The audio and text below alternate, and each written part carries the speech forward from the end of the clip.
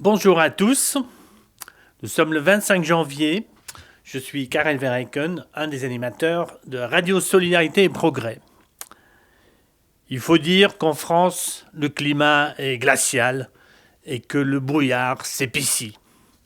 Or, le premier objectif de nos émissions, c'est de vous servir en étant le phare du nouveau monde. Malheureusement, vu que le négatif prime aujourd'hui dans l'actualité, ne soyez pas surpris du mode un peu burlesque auquel je vais faire appel en vous parlant. Avant de vous parler de la situation française, parlons du monde.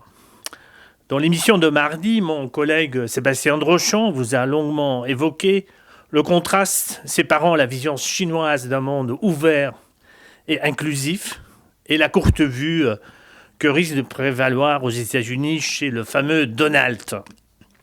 Ce dernier vient de supprimer des pages en espagnol du site de la Maison-Blanche au nom du slogan « L'Amérique d'abord », etc.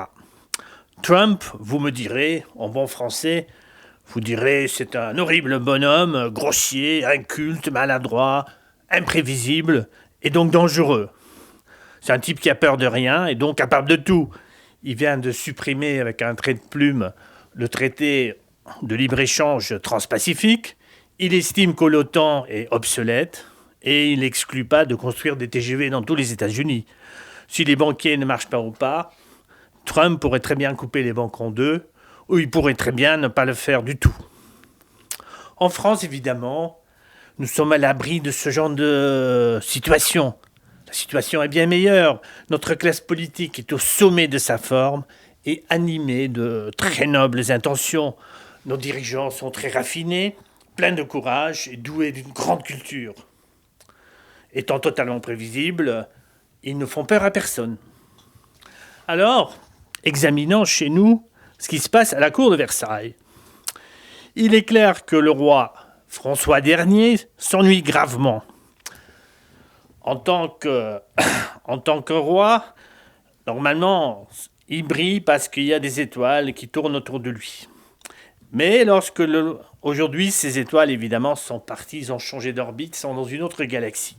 Et lorsque le roi s'ennuie, il devient capricieux. Prenons la question de la fermeture de la centrale de Fessenheim. À titre personnel, le roi est favorable au développement de l'énergie nucléaire et contre la fermeture prématurée de cette centrale.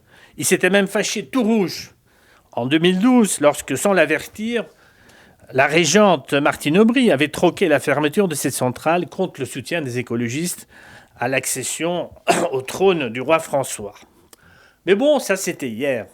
Aujourd'hui, le roi François est comme Obama. Ce qui se joue, c'est la trace qu'il laissera dans les livres d'histoire. A-t-il tenu ses promesses ? Ayant du mal à inverser la courbe du chômage, aujourd'hui le roi veut inverser les courbes des centrales nucléaires.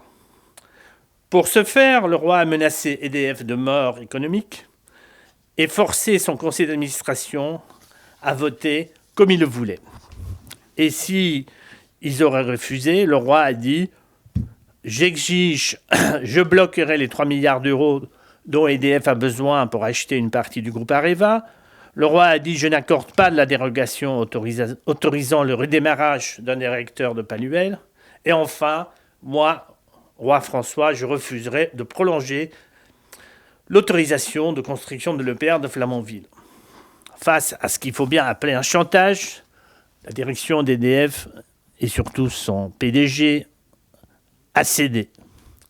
Elle a accepté que le jour où l'on décidera de fermer la centrale, elle acceptera 446 millions d'euros de dédommagement.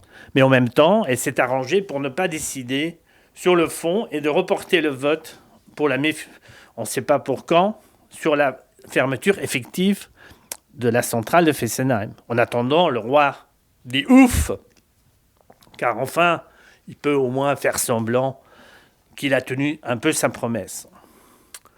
Ensuite, il y a les histoires mirabolantes qui encombrent la duchesse Pénélope de la Sarthe, épouse de l'autre François, le Fillonneux de la Sarthe. Ce dernier avait embauché sa propre duchesse comme assistante parlementaire pour la coquette somme de 500 000 euros bruts, alors que la duchesse n'a cessé d'affirmer qu'elle n'a jamais travaillé pour son époux. Comme quoi, lorsqu'une richesse britannique s'appelle Penny, il est fort à craindre que le shilling n'est pas loin. En tout cas, le parquet national financier vient d'ouvrir une enquête préliminaire concernant les chefs de détournement de fonds publics, abus de biens sociaux et recel de ce délit. Ce qui fait franchement désordre dans le camp de ceux qui veulent prendre la succession du trône. Ensuite, il y a les frasques du marquis Emmanuel du Macron. Ce dernier, après avoir dépensé 120 000 € en frais de bouche pour lancer son mouvement En Marche, tout en étant au poste au château de Bercy, est parti évangéliser la Terre Sainte. Au Liban, après avoir fait savoir tout le mal qu'il pensait du dictateur sanguinaire Bachar al-Assad, il a déclaré qu'une fois élu roi de France, il lancera un grand programme en faveur du pays du Cèdre, notamment un programme d'infrastructure et du numérique. La France exportera sans doute les bus Macron et les zones blanches dont elle a le secret. Je ne reviendrai pas ici sur les poussées colériques du baron anthropocène de Mélenchon qui agite la cour des classes. Le baron persiste à croire que le royaume est trop peuplé. Pour lui, l'avenir de nos ingénieurs du nucléaire, c'est de devenir les experts en démantèlement. Une fois arrêté le nucléaire, le baron appelle tout le monde à se jeter à la mer et de faire un maximum de vagues qui feront marcher les hydroliennes, permettant au parti des Insoumis de profiter de la vague artificielle créée par les comptes Twitter, dont 70% au début au moins étaient totalement bidons. Au même temps, d'autres voleurs de mots se livreront dès ce soir à des joutes verbales passionnantes. Le duc Hamon, lui, veut taxer les robots qui menacent de le remplacer.